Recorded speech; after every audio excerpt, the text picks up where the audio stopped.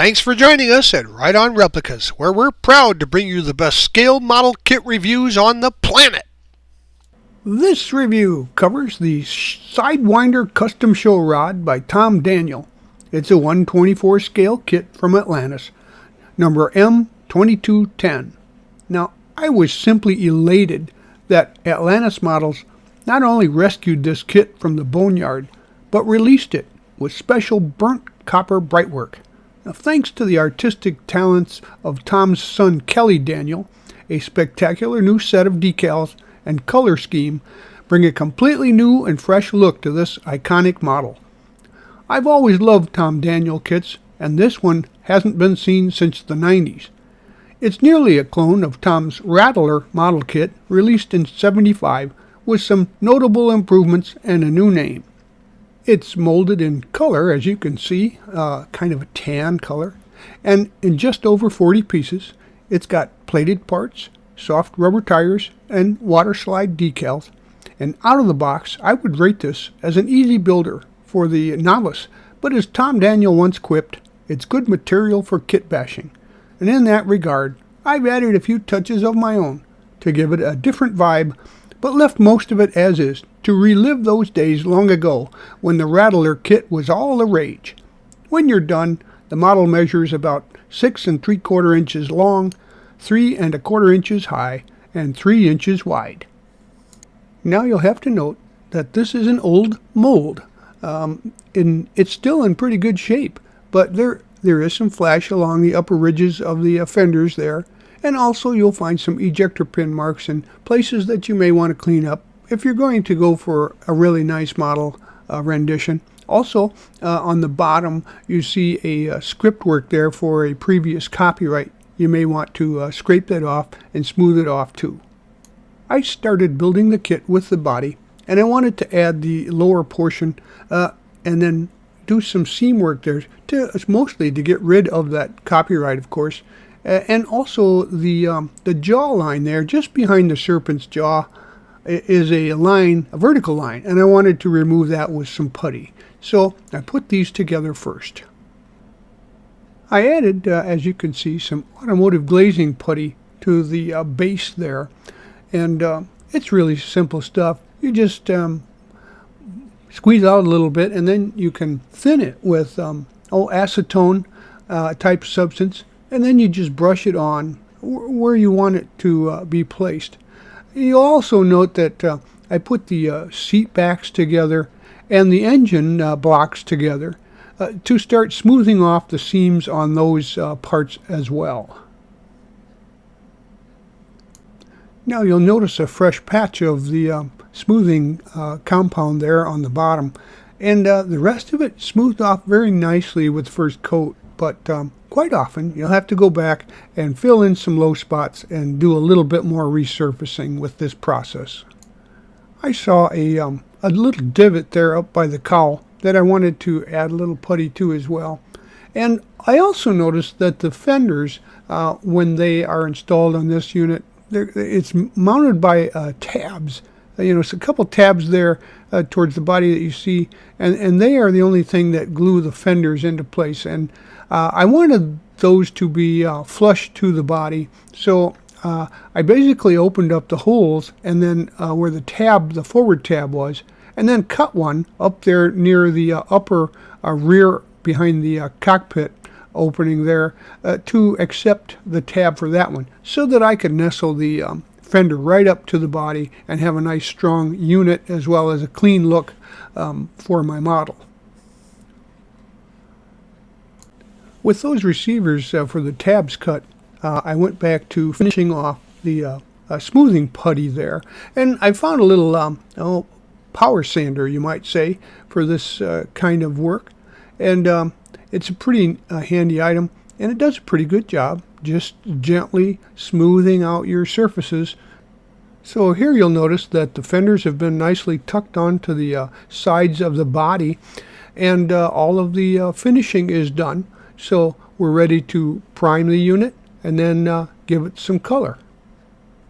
I glued a popsicle stick to the motor mount and then mixed up some paint for my airbrush to give it several easy coats of a color that I thought was like a desert type of color, a little darker than the box art, but reminiscent of the Remmel's rod. Once the color coats had dried, I gave it a coat of some wet look clear gloss in order to prepare the surface for decals.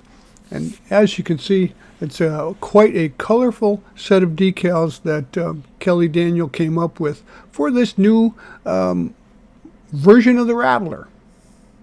The window glass that comes with the kit is nice, and there's nothing wrong with it, and it works perfectly well. You may want to decorate the frame there for the windshield, but the bubble windows in back would be a nice touch. But I decided to go with a orange acetate film to give it, like I said, a little bit different vibe, and so I won't be using these anyway. I traced the openings with a little pencil and a piece of paper from the back side, and then I used that as a template to cut out the acetate. I taped the template to the back side there, and then I cut out the shape, leaving about a 1/16 of an inch outside of each edge to make sure that I had enough to cover the window openings.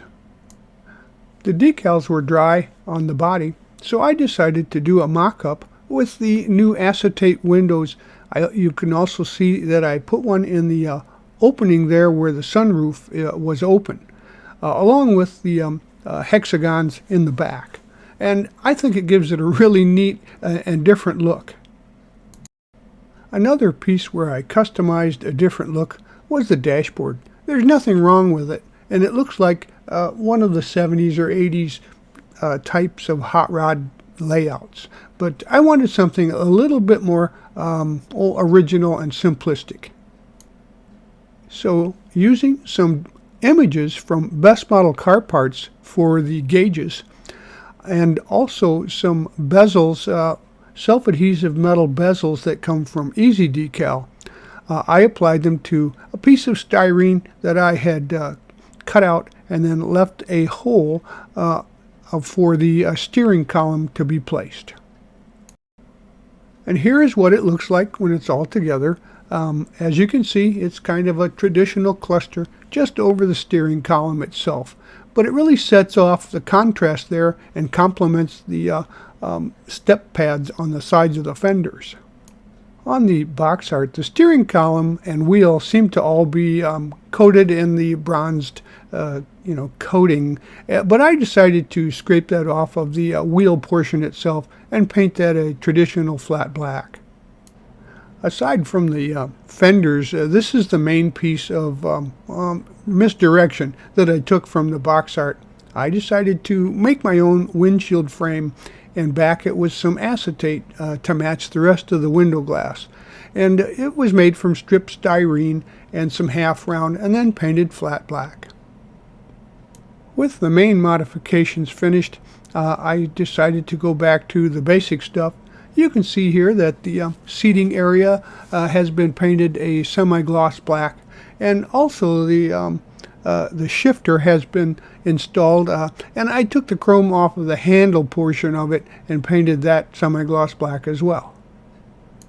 With the interior in place, it's time to install the cab top, and so it's the right time to place the windows into position. And you see a little white glue there. That's some crystal clear. So just use something to place them accurately in position and give them a light touch and put them in into position.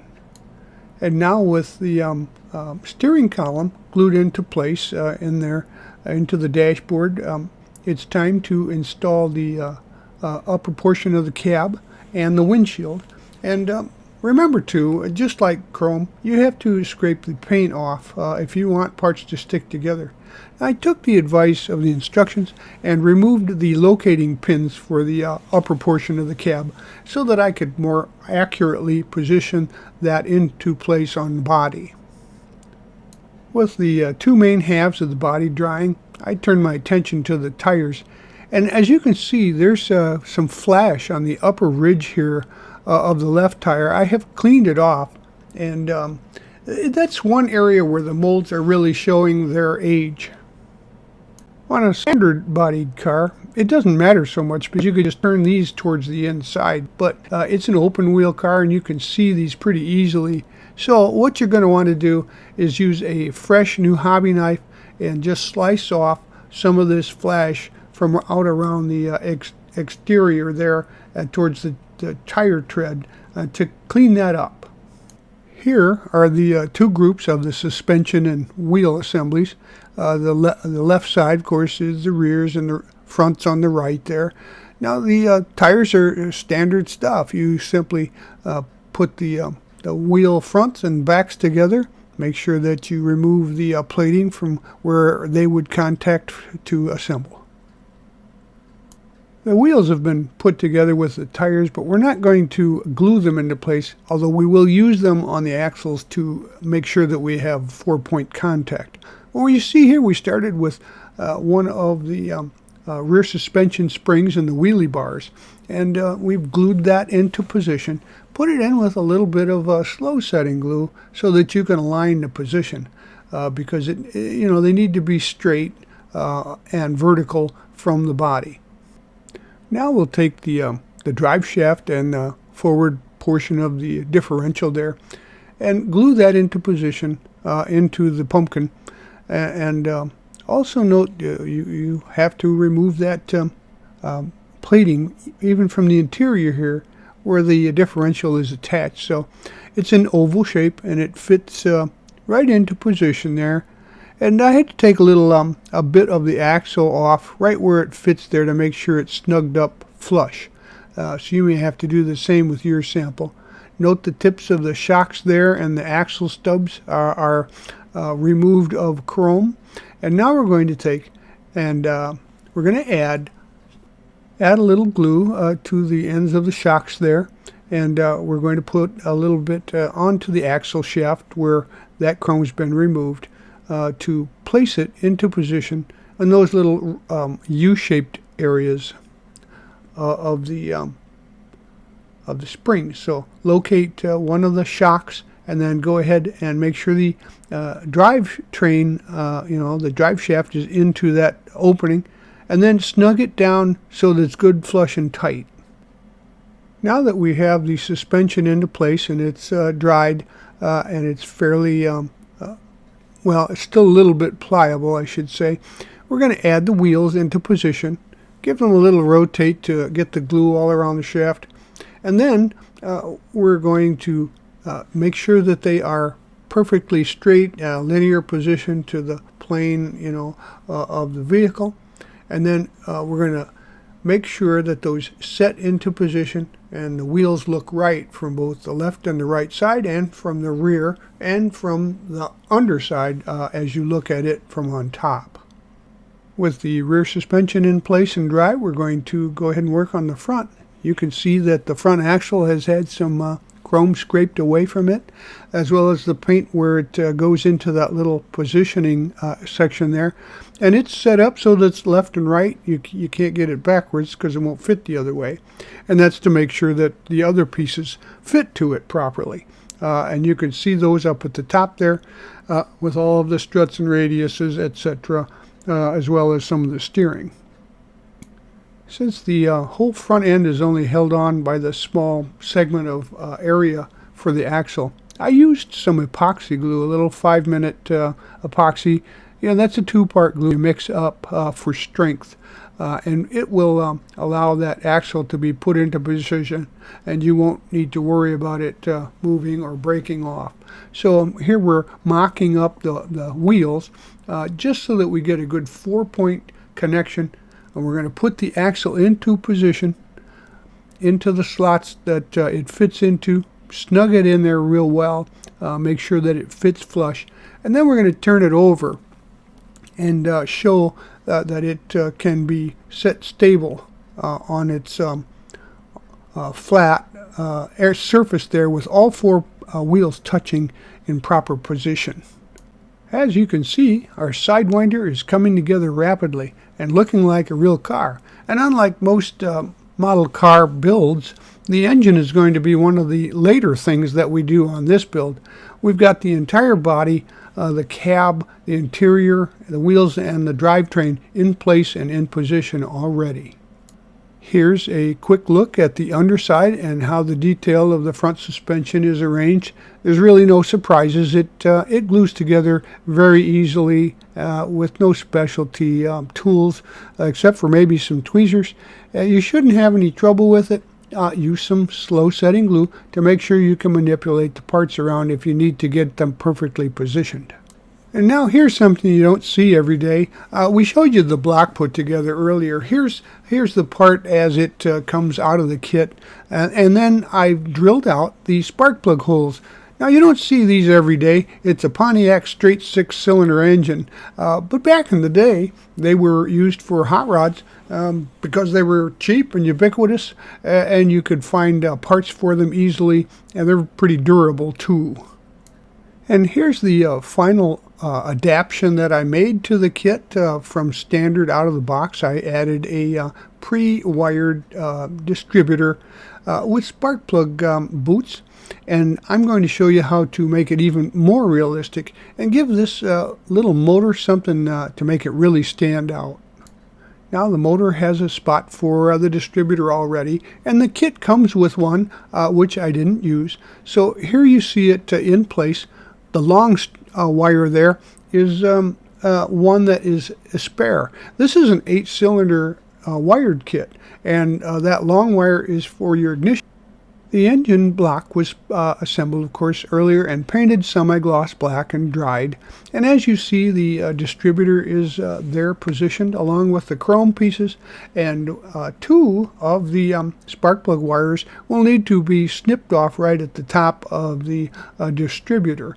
And then we'll paint the distributor body black with an aluminum shaft still available for showing. The rod stock here is a 30,000th rod stock from Evergreen, and it'll be used to make the porcelain portion of your spark plug.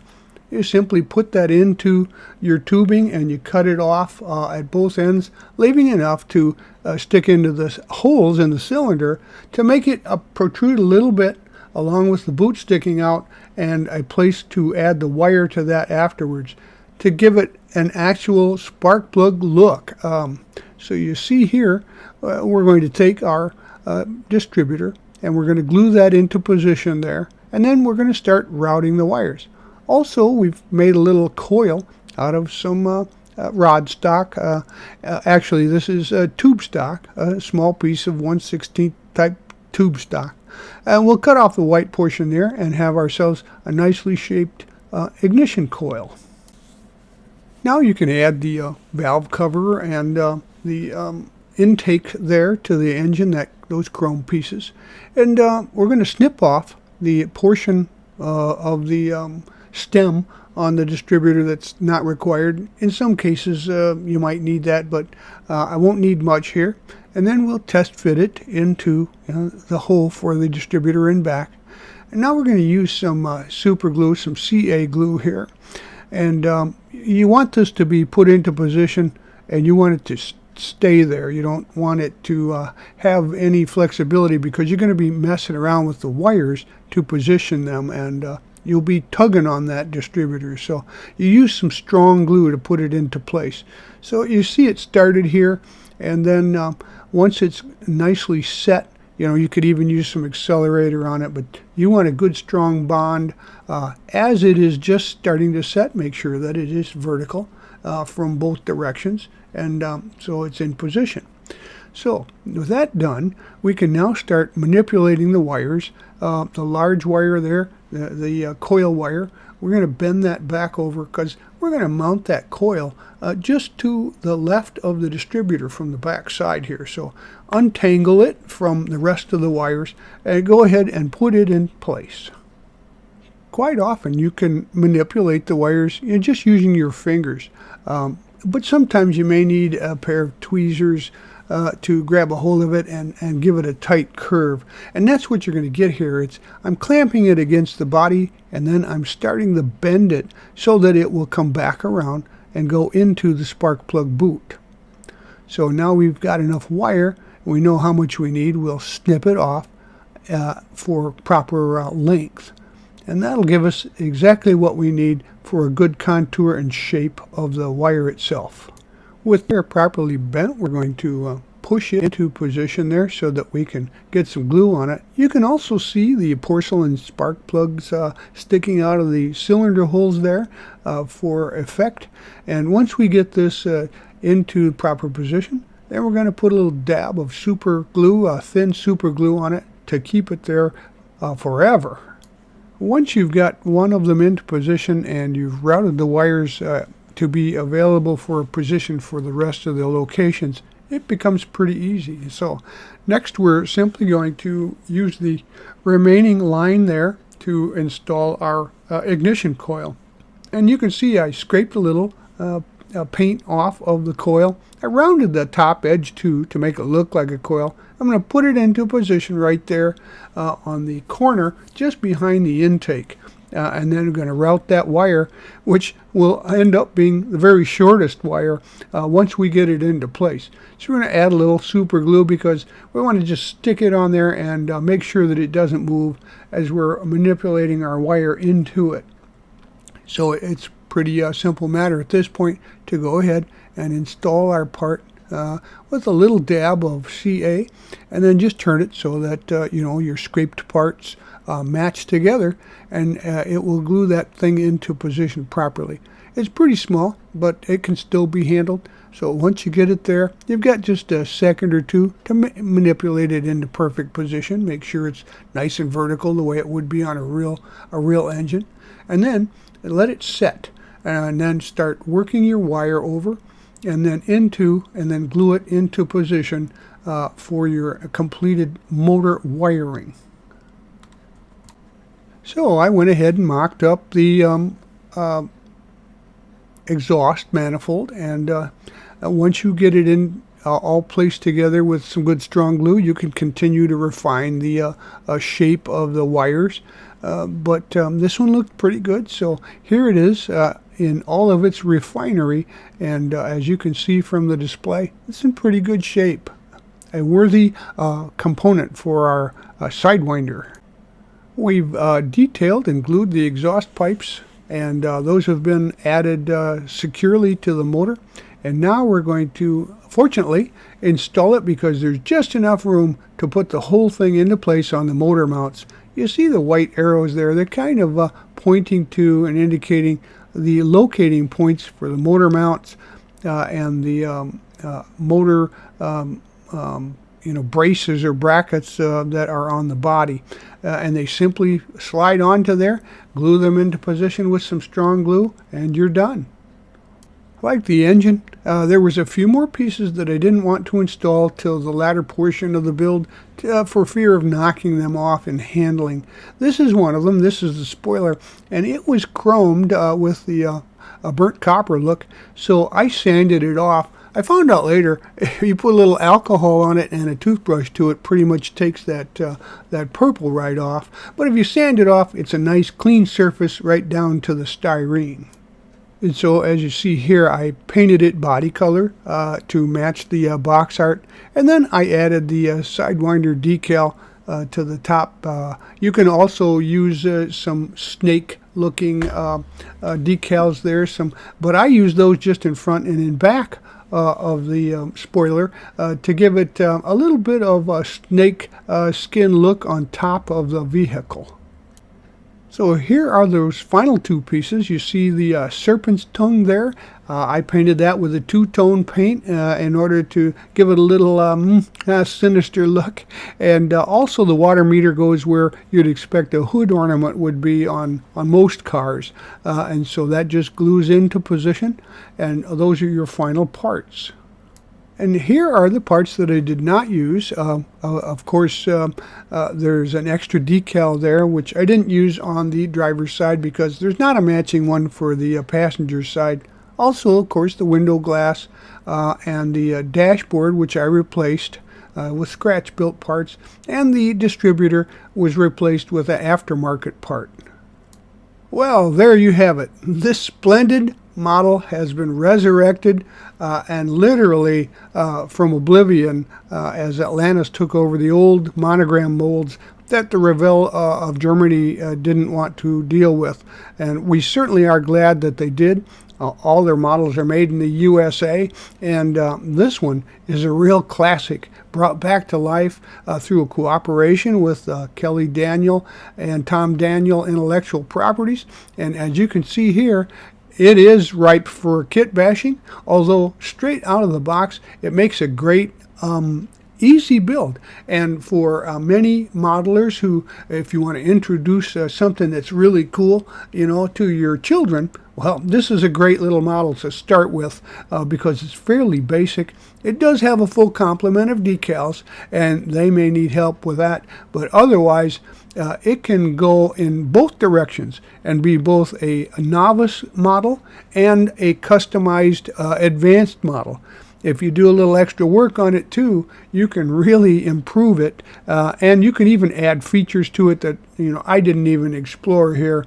Obviously, it's simplified in a sense. The motor is a basic build, not a lot of detail, except that when you do something like this with it, it looks like a lot of detail.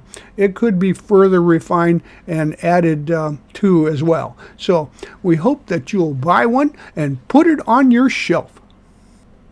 Thanks for joining us at Right On Replicas, where you'll get the best premium model kit reviews on the planet. And so that you don't miss any more, please click on the icon in the lower right of any of our reviews to subscribe to our channel. And you can find us on Facebook or our website, rightonreplicas.com. Thanks.